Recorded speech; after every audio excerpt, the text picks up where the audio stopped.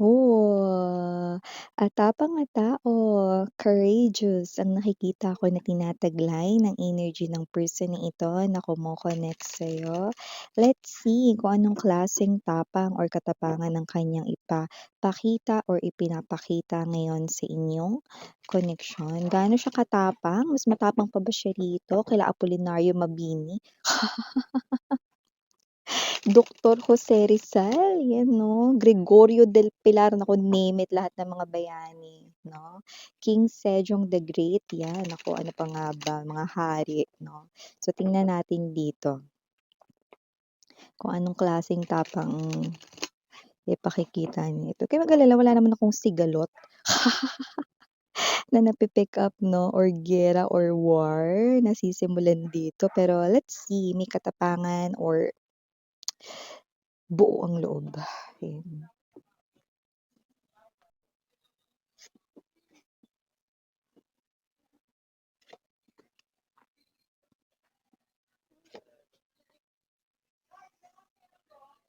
Oh, for this person, this is a very serious matter, but it's just this energy, King of Swords and the Eight of Swords. Sige kuya.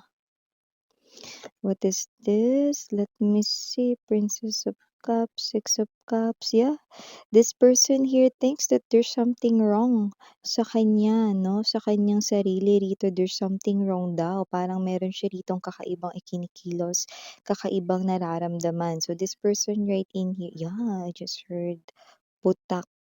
Okay, ibig sabihin favor yon in Korean. Ibig sabihin this person here will ask favors sa'yo. Yan, no? So, sana pumayag ka daw. He, Josel.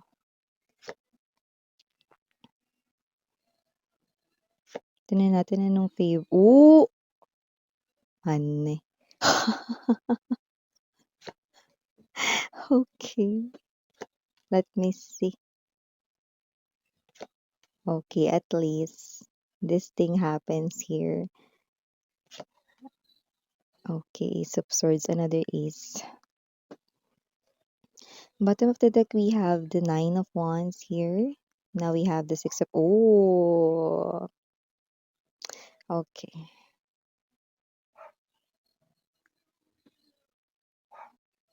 So,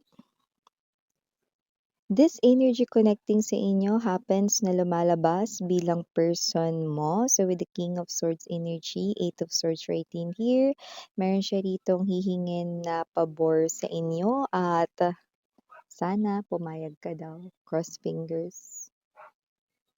Okay. So, I do pick up no that with this Four of Cups energy, I'm getting the word checking, no? Or may iche-check siya rito, no? Okay? Kasi nga, kung sino man tong person na to, no, yung pabor niya ay may kinalaman sa kanya ritong titingnan or iche-check. Kagaya ng binanggit ko kanina, ang tingin niya parang may mali sa kanyang sarili lately. So, parang naobserbahan niya ito just lately. So, this person right in here, no, wants to check it personally with you. Okay, kailangan niya ang kooperasyon mo rito. But this person here is not being rude. This person here is someone na polite, no? Kaya nakikita kong mahihiya pa siyang hingin ang favor na ito mula sa iyon, na medyo shy type siya 'no, 'yan. So, bago natin pag-usapan ito more, batiin muna natin everybody, okay lang ba? Hi and hello there everyone, my name is Yan, welcome new subscribers, returning Eastern buyers, thank you sa inyong walang sawang love and support for me. Happy Sunday everyone, wag na kayong ma-sad kasi Monday bukas kasi papasok na naman, gano'n. Sulitin niyo muna, huwag niyo muna isipin na Monday bukas, isipin ninyo Linggo ngayon, 'di ba kayo, 'di ba? Kakatapos pa lang ng katanghalian, so huwag niyo na munang isipin yung Lunes, 'di ba? Bukas pa naman yun, bukas yun na isipin. So, Wala rin tayong gender dito baka tandaan, babae, lalaki, LGBT, lahat ay welcome. Puwede rin pong i-switch ang roles dahil possible magpalit 'yan kasi general reading ito and at the end of the day lahat ay may free will na free mong gamitin anytime, anywhere. For a lot of you, this is new love appearing right in here, a brand new person. Pero may mga mangilan-ngilan rin dito 'no, na few of you ay possible na ang ka-connect ninyo ay ang inyo ritong naging ex lover. Pero for a lot of you, like, let's say, no, kung gagamit ako ng percentage, okay, 75 to 80% ng energies na nahagip natin, new person ang kakonek ninyo. So, kung may few energies dito na ang lumabas ay ang ex ninyo, so napaka-minimal lang yun, napaka-konti lang, alright? So, timeless tayo dito pwedeng nangyari na po, sa iba nangyayari na, sa iba ay mangyayari pa lang, no? So, just take only what resonates. So, dito maaari, no, or pare ang nakikita ko dito, with the Eight of Swords energy and there's this King of Swords, I do see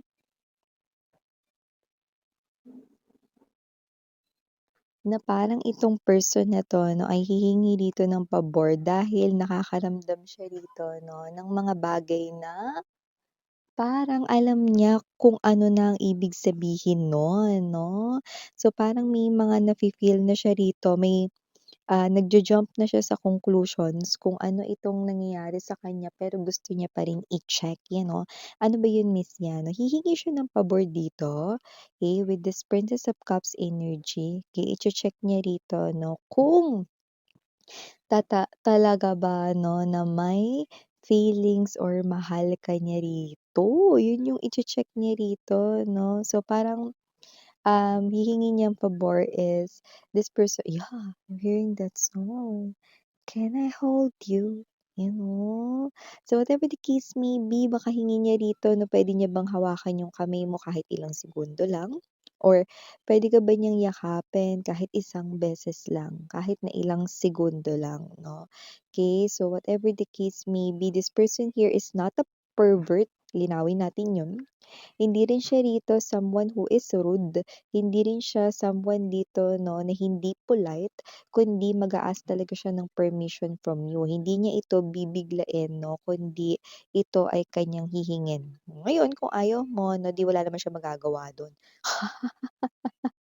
Pero maaari magtaka ka na parang, "Wait, anong problema?" or whatever 'no. Pero gusto niya i-check rito 'no, kung yung mga nararamdaman niya ba lately na palagi ka niyang naiisip or kapagka nandiyan ka ang bilis ng tibok ng dibdib niya, gusto niya i-check kung ano yun. Lalo na hindi siya sure. Yung iba sa inyo puwedeng kasamahan niyo kasi siya sa trabaho 'no, so puwedeng may energy rito 'no, na puwedeng lagi-lagi niya lang kasi kayong nakakasama 'no, or yung kabog ba ng dibdib na yun kung kayo ba ay boss niya rito 'no, or siya ay boss niyo rito na gusto niya ritong malaman 'no, kung yung kabog ba na yun ay yung mga pending niyang mga trabaho na hindi niya pa tapos. 'Di baka bigla mo siyang tanungin 'no? Pero ang taong ito 'no, ay nagpapakita rito ng energy na ang iche-check niya rito ay ang feelings niya. Kasi lately, iniisip ka niya rito 'no, ng minsan ta's dumadalas na. Tapos kapagka nandiyan ka para naman siyang aligaga, hindi niya malaman kung anong gagawin niya rito, magtatago ba siya or, mag-aayos ba siya, aalis saglit, babalik tapos okey. So, whatever the case may be, hindi niya malaman kung anong reaksyon ito. Pero alam niya 'no, na malaki ang posibilidad na baka gusto ka na niya or may feelings or mahal ka na niya 'no. Kaya lakas loob na itong tao na 'to 'no, ay aalamin na ito dahil ayaw niya na dito 'no, na magpaligoy-ligoy. Ilang gabi niya na rin ito 'no, na iisipan 'no. So, nakita natin dito that this person here, right at the center of his or her reading, the Ace of Cups, lumalabas na ang taong ito ay totoong may gusto sa'yo. Alam niya na 'yun bago niya pahingin dito 'no. So, whatever the case may be, nakita ko rito na yung iba sa kanila 'no, ay magkakaroon ng pagkakataon dito na hindi na kailangang banggitin yung puwede bang humingi ng favor sa'yo, yung iba hindi na gano'n. Parang may mga pagkakataon dito na magkukusa na kayo, like let's say, "May problema ka ba?" 'Yan, yung iba kasi sa inyo rito 'no, kilala niyo na talaga siya, very concerned kayo sa kanya. So, Maaaring kayo ito na mapansin niyo siya kasi parang alam niyo na kaya niyong basahin yung kanyang facial expression 'no, na hindi siya okay 'no, and whatever the case may be puwede niyang gamitin yung pagkakataon na yun 'no para, hawakan yung kamay mo or mayakap ka 'no, kasi nga may problema siya rito. So you could be friends with this person right in here as well, but yeah, ulitin ko lang, he or she is not a pervert, not someone rude, not someone na impolite, okay? So definitely this person right in here 'no, meron lang siya ritong gustong i-check 'no, yung feelings niya for you, yun mare. So gets mo ba kung anong ibig niyang sabihin dito? Ayun, sorry about that commercial mga babes 'no, balik na tayo dito sa ating pinag-uusapan ulit. So kung sino man 'tong energy na 'to 'no, ito yung klase ng energy na nakikita ko rito 'no na hindi talaga siya yung as in super shy around you guys 'no, kasi ang tapang niya nga 'no. Manghingi ba dito ng isang yakap mula sa'yo kahit isang segundo lang o kaya hawakan ng kamay mo kahit ilang segundo lang kasi mache-check niya na agad 'no kung talaga bang love ka niya, kung hawak niya ba ang kamay mo sa loob lamang 'no ng 1 o 2 segundo ay kakabog-kabog na yung dibdib niya na parang lalabas ito sa kanyang katawan, gano'ng feeling ba ito? Or siya ba ito 'no, na posibleng kakabog-kabog ang kanyang dibdib kapagka niyakap mo siya sa loob lang ng ilang segundo, gano'n 'yun mga babes, eh, 'no. So whatever the case may be, this person right in here will feel something right off the bat, okey, kapagka pumayag ka dito sa pabor na ito. Pero magtataka ka nga bakit niya 'yun hihingin, kasi without explanation kung paano niya 'yan sasabihin or i-a-approach ka na lang kasi niya rito 'no, na puwede ba siyang humingi ng pabor sa'yo, pero hindi niya i-explain kasi nga gusto niya munang i-check yung nararamdaman niya. But don't worry, once confirmed kasi instant naman ito 'no, once na ma-figure out niya 'no, after this 'pag pinagbigyan niyo siya sa kanyang pabor 'no, ito ay talagang sasabihin niya sa inyo, 'yan. So hindi ko siya nakikita na na duwag na sabihin ang kanyang real feelings, pero yun nga baka magtaka ka at first kasi bakit ganun yung hinihingi niya. Baka magkaroon ka rin ng parang, hint 'no or clue na baka may gusto siya sa'yo kasi hindi ka naman yung klase ng energy na, you know, na mahina pumikap, hindi ka gano'n, mabilis ka actually na mag-pick-up 'no.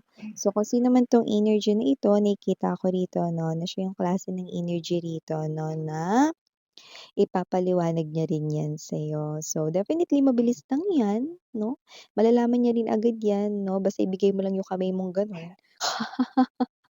Konsentidora yung reader 'no o kaya 'no, yayakapin mo lang siya kahit na 1 to 3 seconds lang 'no, 'yan mache-check niya na agad 'yan. So dito nakikita ko na mafi-figure out niya with the 6 of Coins energy na talagang love ito 'no, na talagang may feeling siya for you. Ngayon, para naman dun sa mga, you know, 15% 'no, na ex niyo naman itong tinutukoy dito 'no, puwedeng, itong ex ninyo 'no, ay puwedeng meron ditong symptoms 'no, na hindi niya alam kung may remaining feelings pa siya for you. Kung mga ex niyo naman ang hihiling niyan sa inyo, ibig sabihin mafi-feel niya agad-agad 'no, na meron pa siyang love for you. And yun yung nakikita natin dito. But for a lot of you, this is new love right in here. So nakikita ko 'no, na, pupurso ka ng new love na 'yan. Three of Pentacles energy nakikita ko dito 'no, na yang person na 'yan ay bubusugin ka sa love, okay, with the big right in here.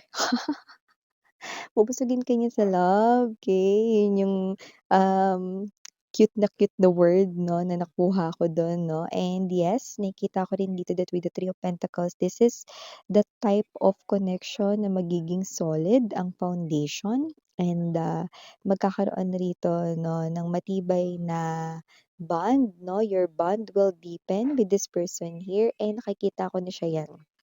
Okay, siya yung pinaka mag-e-effort diyan, okey?